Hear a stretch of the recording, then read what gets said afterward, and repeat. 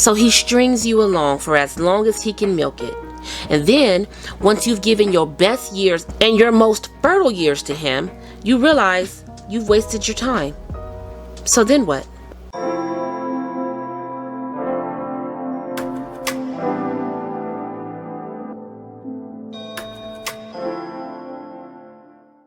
If you're interested in skipping all of the pleasantries and just getting straight to the point, I have a chapter timestamps listed in the description box below. Feel free to skip this introduction. I'll see you soon.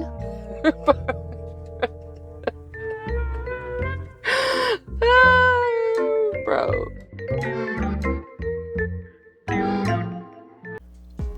Welcome to my channel. I am Fronten'a. And today I am going to be reacting to and adding to a conversation on dating and the emotional side effects of being in your single season. Now, I'm not a reaction channel, and child, I'm not even sure I got the setup down right. So y'all please bear with me. I'ma sure do my best. Now, for topics on dating as well as any others, visit me on my website. The link will be listed below. Now, I wasn't gonna say nothing. But since y'all brought it up, go ahead and make sure you subscribe. Go on now. I'll wait. Do do do do do do do do do do. Whoo, child, I thought I was gonna have to tell y'all twice. Ooh, and really quick, do y'all remember that one time when I was telling y'all about that one time? Y'all remember that? Well, anyway, to make a long story short, go ahead and give this video a thumbs up, okay? Now, let's get into this audio blog.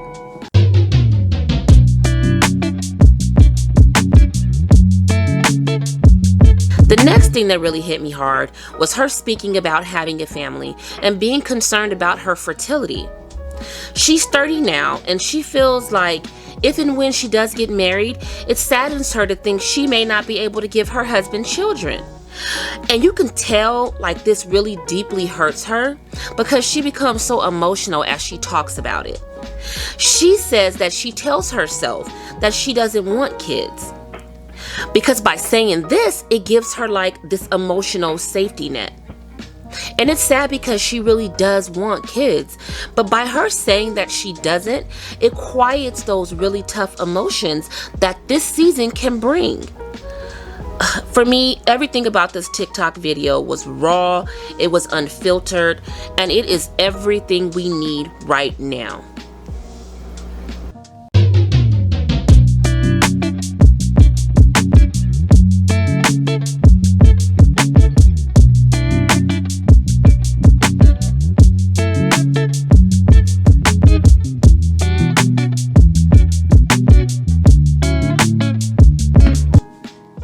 Because it seems like everybody seems to have the answers. Listen, I'm gonna tell y'all this now. I don't have the answers. Okay.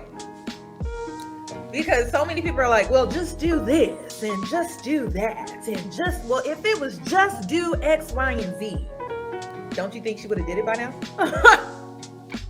You know what I mean?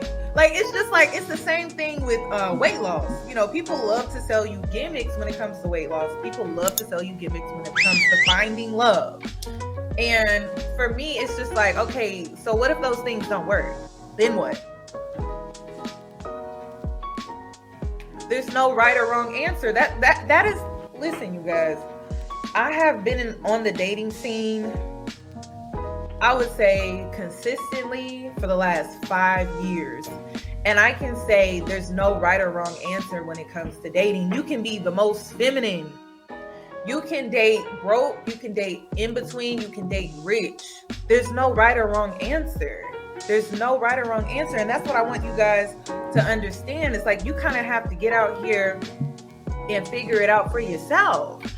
You have to try, though. I will say, like, the amount of effort and work that you put into your career, if you know you want family, you know you want a relationship, then you have to put in that same amount of effort, right?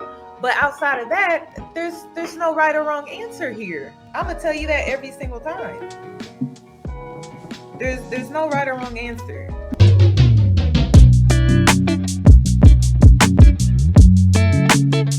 responding to the idea of there being like a magic how-to or some sort of secret answer to dating. And she says, there is none. And she's very correct. There is no magic to it. There's no book, class, seminar, or guru that has the answers to finding love. And I know this because I already went down that path many, many years ago, thinking that if I just study the how-tos to find love, this is going to be that thing that it takes to get me to that aha moment. And then poof, I find the love of my life. For me, the studying came from me reading Steve Harvey's books, Act Like a Lady, Think Like a Man, and watching the movies and such. There wasn't like this new approach to becoming successful at love sort of sales pitch that there is now. Years ago, it was just, look, read the books that men put out giving you the insider secrets, apply them to your dating life, and hope for the best. I just wish I knew then that there is no fast forwarding in finding love. If you want the man that God has for you, your only option is to wait and know that God knows better than you do. If I could go back and tell myself this, I think I could have avoided some of the most tragic, atrocious, ghetto, hot, disastrous messes while I was in my single season. God has made it clear that our timelines don't have nothing to do with His. And as hard as it is to take, it is what it is. I am in my waiting season right now as we speak. I've been trying to build a business and trying to get my career in order. And God is like, I'll let you know. I'll get back to you, sis. I know this is honestly the hardest part to accept. We have no control on when it will happen for us, and sometimes we be so sure God has forgotten about us. I know that can be hard to have faith, but I know He has not forgotten about me, and I know He has not forgotten about you either. You just have to remember, there is no magic trick or top secret answer. There is no just do this or just do that when it comes to love. Because you can best believe, if there were, child, somebody would be sitting around here being a gazillionaire because everybody would be lining up to get that answer.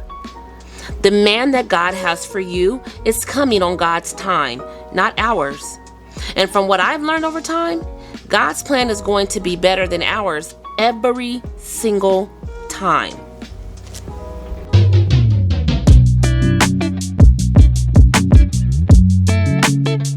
To tell you this though, dating broke or dating a man that doesn't have any resources just does not make any sense to me. Because if I'm gonna deal with a difficult man, I'd rather him have resources and I reap some type of benefit at the end of the day, But at the end of the day, there's still no right or wrong answer. Like I said, I've dated broke, I've dated in between, and I've dated rich.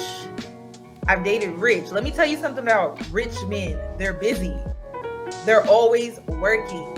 And a lot of them that are building, they don't have time for you. They will put their career before you, especially if you're new. And because another thing that I learned is like, you're going to be in competition with so many women because a lot of them are arrogant and they feel like, well, because I have this and because I have that and because I can offer you this, I'm going to need you to prove that I should even give you the time nor the day. And a lot of them won't. So what makes you, and this is not even like,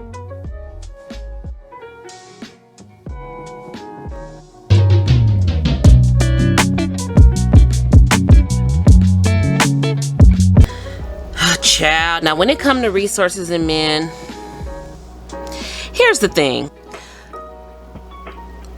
The thing is, for Black women to be able to have this man who earns so much money, all the while also having a man that is true high value and is a godly man, it's really hard because Black women are so educated.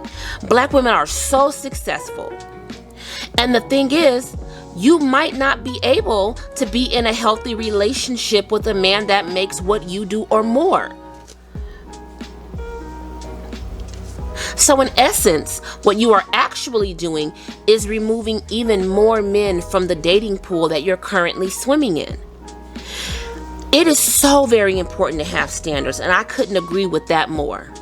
And like I mentioned in my Kevin Samuels videos that I made, You should very much be telling God what your heart's desires are, all the way down to the smallest details. But remember, God's way is better, and His way may not be what you prayed for exactly. Maybe some of your desires are conflicting with the other. So now what? What if you were in a situation where you had a man that makes $200,000 a year? He wants a loyal sexual access point in a woman, but he wants no commitment of any kind. So he strings you along for as long as he can milk it. And then, once you've given your best years and your most fertile years to him, you realize you've wasted your time. So then what?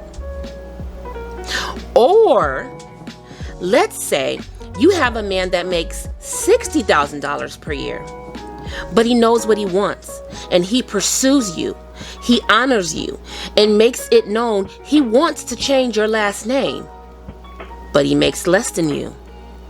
So then what? See, here's the thing. There is too much emphasis being put on a man's W-2s. The numbers on that piece of paper mean nothing if he's not a good man. Heck, a good human. This is where I think women are getting lost. You want both. A rich man that can give you the world, and an emotionally wealthy man that can give you his heart. And maybe you can have both. I'm not saying that you can't. But what happens if you can't? What happens when it's time to choose one or the other? Do we choose, or do we just remain where we are now? This is the real conversation we should be having with ourselves. I think just answering that one question might change the entire way that you see dating.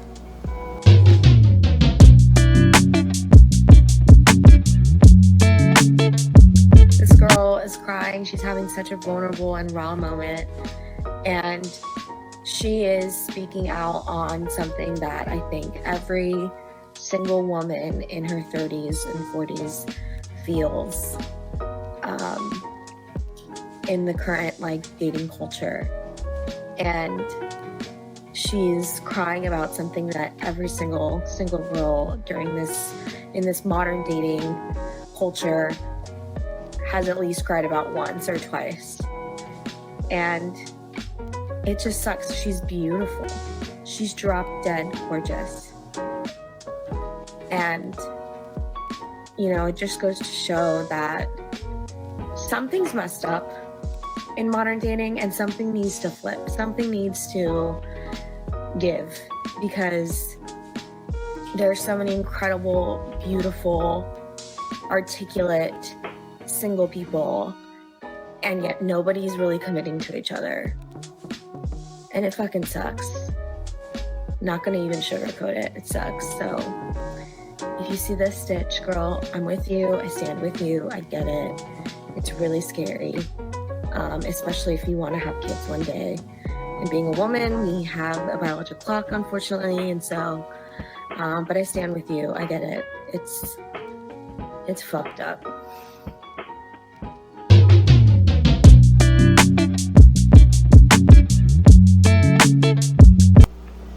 How well you articulate and or how attractive you are is not a factor.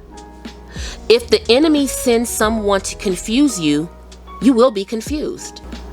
And you'll think it's because men are this or men are that. Now, don't get me wrong. There are men that are trash, a whole lot of them. But once they show you that, and then you still proceed, then it's not the men that are the problem, right? Now, I'm not saying the problem is you, but I'm also not saying the problem ain't you. I'm telling y'all this because I have already gone through all of this. And I am telling you, these are tried and true hot messes that I already experienced, so you don't have to.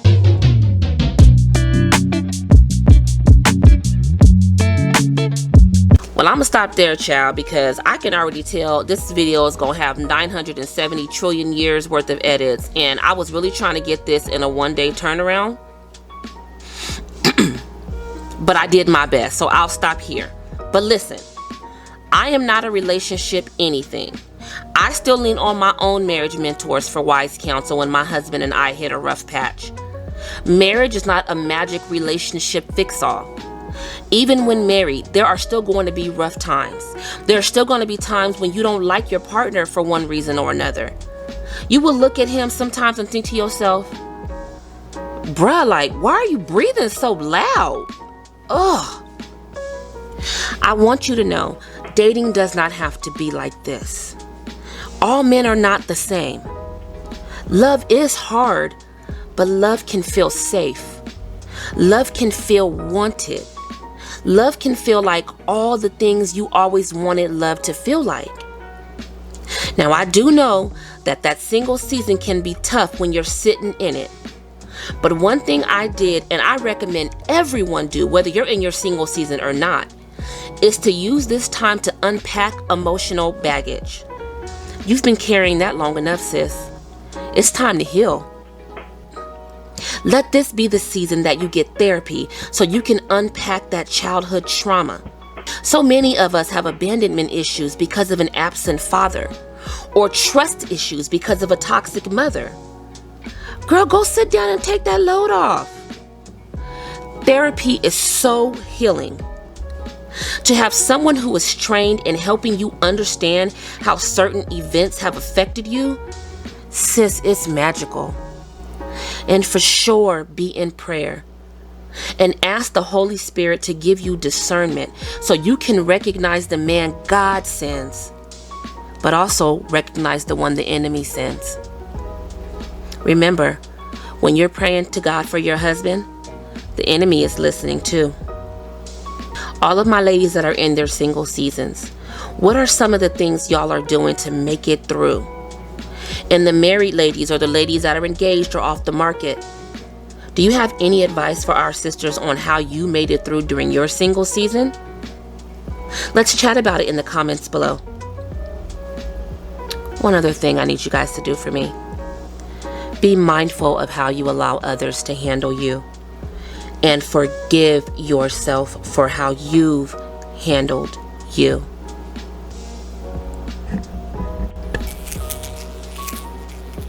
Please consider becoming a part of my village. I think you'll like it here. Until next time.